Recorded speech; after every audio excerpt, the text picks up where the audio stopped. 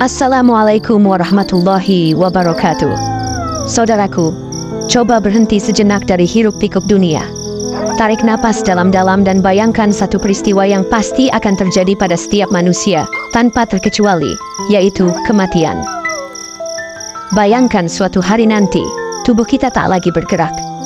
Kita terbujur kaku, dibaringkan di atas papan, dimandikan oleh tangan orang lain, dikafani dengan kain putih polos, disalatkan oleh keluarga dan sahabat, lalu perlahan diturunkan ke dalam tanah yang dingin dan sempit. Satu persatu tanah merah mulai ditimbun ke atas tubuh kita. Suara tangis perlahan memudar, langkah kaki orang-orang yang kita cintai menjauh, hingga akhirnya kita benar-benar sendirian. Tidak ada sinyal, tidak ada teman, tidak ada pelarian. Semua yang dulu kita kejar, harta, jabatan, pengakuan, popularitas, tak ada yang ikut menemani. Yang tersisa hanyalah amal atau ketiadaan amal itu sendiri. Lalu detik-detik mencekam itu pun dimulai. Dua malaikat datang, Munkar dan Nakir. Wajah mereka tak pernah bisa dibayangkan, suaranya mengguncang bumi. Mereka mendudukkan kita, lalu bertanya, "Siapa Tuhanmu? Apa agamamu? Siapa nabimu?" Saat itu, bukan lisan yang akan menjawab, tapi hati. Dan hati yang selama hidupnya tak pernah mengenal Allah, tak pernah tunduk dalam salat, tak pernah terhubung dengan sujud, akan bingung, gemetar, tak mampu mengucapkan satu jawaban pun. Ia hanya bisa menyesal, dalam diam yang menyakitkan. Saudaraku, pernahkah kita bertanya dengan jujur pada diri sendiri, apa yang akan menanti orang-orang yang tidak pernah salat, yang hidupnya jauh dari masjid, yang tak tersentuh oleh panggilan adzan, yang menganggap salat itu tidak penting, bisa ditunda, bahkan bisa ditinggalkan sama sekali. Padahal salat adalah tiang agama, pembatas antara iman dan kufur. Rasulullah Shallallahu Alaihi Wasallam bersabda bahwa siapa yang meninggalkan salat dengan sengaja, maka ia telah kufur.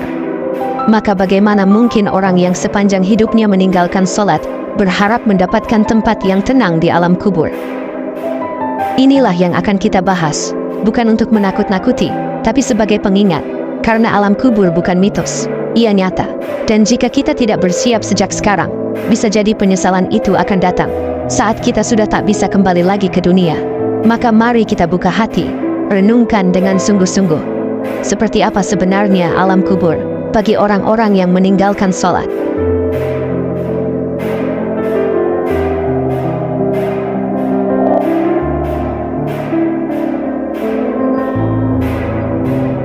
Salat, tiang agama yang diabaikan.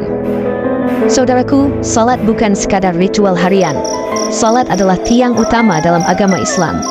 Ia adalah bentuk komunikasi langsung antara hamba dan Rabb-Nya. Dalam hadis yang sangat terkenal, Rasulullah Shallallahu Alaihi Wasallam bersabda, "Perjanjian antara kami dan mereka adalah salat. Siapa yang meninggalkannya, maka ia telah kafir."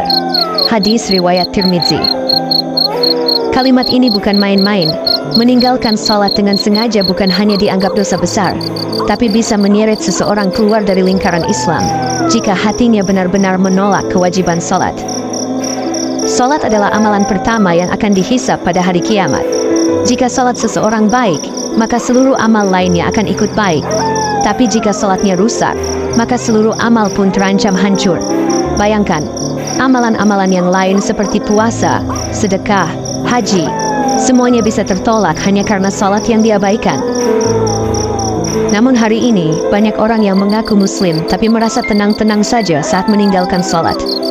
Ada yang menunda-nunda, ada yang tak pernah sempat, ada pula yang merasa cukup berbuat baik tanpa perlu salat. Padahal, salat adalah perintah langsung dari Allah, bukan lewat Jibril, tapi langsung diberikan kepada Nabi saat Isra dan Mi'raj. Betapa pentingnya salat, hingga Allah sendiri yang menyampaikannya. Maka, ketika seseorang mengabaikannya seumur hidup, apa yang tersisa untuk membela dirinya di hadapan malaikat? Apa yang akan menyelamatkannya di dalam gelapnya alam kubur? Detik pertama dalam kesendirian kubur. Setelah tanah selesai ditimbun dan semua orang kembali ke rumah masing-masing, ruh si mayit mulai mengalami fase baru, alam barzakh. Inilah alam peralihan antara dunia dan akhirat, tempat di mana seseorang akan merasakan permulaan dari nasib kekalnya. Apakah akan berujung pada rahmat Allah atau murkanya? Bagi orang-orang yang beriman dan menjaga salatnya, kubur bisa menjadi taman dari taman-taman surga. Ia diberi tempat lapang, diberi penerangan, dan wangi surgawi mulai mengalir. Tapi bagaimana dengan orang yang tidak pernah salat? Yang sepanjang hidupnya berpaling dari panggilan Allah? Kuburnya tidak seperti itu. Bahkan dari awal saja, ia sudah dihampiri dengan kegelapan dan kesempitan. Rasulullah Shallallahu Alaihi Wasallam bersabda bahwa kubur bisa menghimpit seseorang sampai tulang-tulang rusuknya saling bertindihan. Dan itu bisa menjadi permulaan dari siksaan yang tak terputus. Bagi yang meninggalkan salat, detik pertama di alam kubur bukan ketenangan, melainkan teror. Sebab amal utama yang semestinya menjadi tamengnya di kubur, salat, tidak pernah ia lakukan. Alam kubur bukan sekadar tidur panjang. Di dalamnya, ruh sadar. Ia merasakan, ia menyesal. Tapi sayangnya, tidak ada lagi ruang untuk memperbaiki. Penyesalan hanya menjadi beban yang menambah rasa sakit. Dan salah satu penyesalan terbesar adalah, mengapa aku tidak salat ketika masih punya waktu di dunia? Coba bayangkan, saat di dunia kita sering tidur lebih awal atau begadang untuk hal-hal yang tak penting, namun kita abaikan salat. Saat itu, kita tak merasa apa-apa. Tapi di alam kubur, setiap rakaat yang pernah kita tinggalkan akan berubah menjadi beban. Dan sayangnya, tidak ada tombol ulang di sana. Malaikat Munkar dan Nakir bertanya. Tak lama setelah tubuh dikuburkan, dua malaikat yang ditugaskan oleh Allah datang menghampiri. Munkar dan Nakir. Bukan malaikat dengan wujud lembut atau menenangkan, tapi sebaliknya. Mereka datang dengan rupa yang menakutkan, suara yang menggelegar, dan kehadiran yang mengguncang alam ruh. Mereka mendudukan mayit dalam kuburnya, lalu mulai bertanya, "Siapa Tuhanmu? Apa agamamu? Siapa nabimu?" Pertanyaan ini tampak sederhana, namun di alam kubur, tidak semua orang bisa menjawab. Bukan karena lupa, tapi karena hatinya selama hidup tak pernah diisi dengan keimanan. Karena lisannya tak pernah basah dengan zikir. Dan karena tubuhnya tak pernah tunduk dalam sujud kepada Rabb-Nya.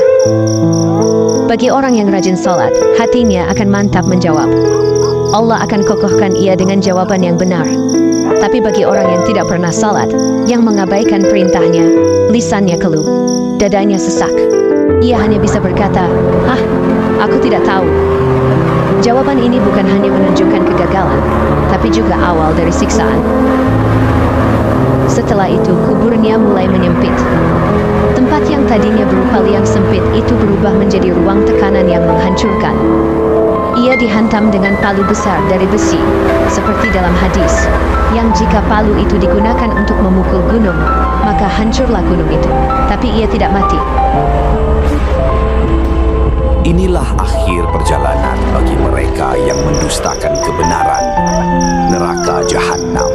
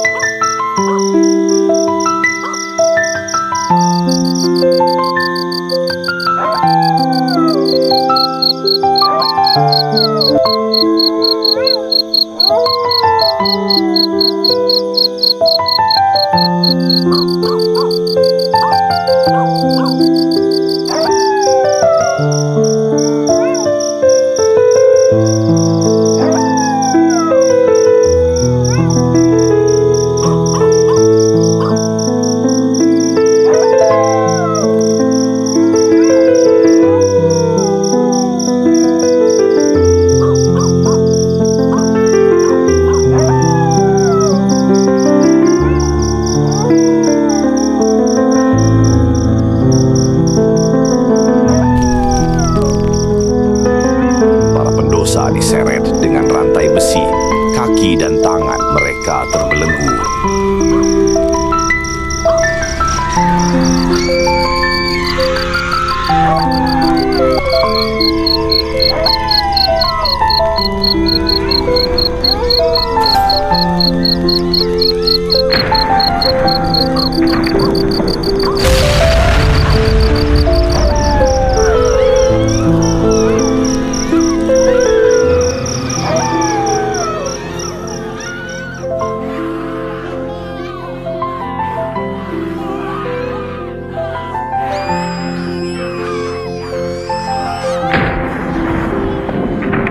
Tidak ada senyuman, tidak ada belas kasih, hanya kemurkaan yang menyala-nyala.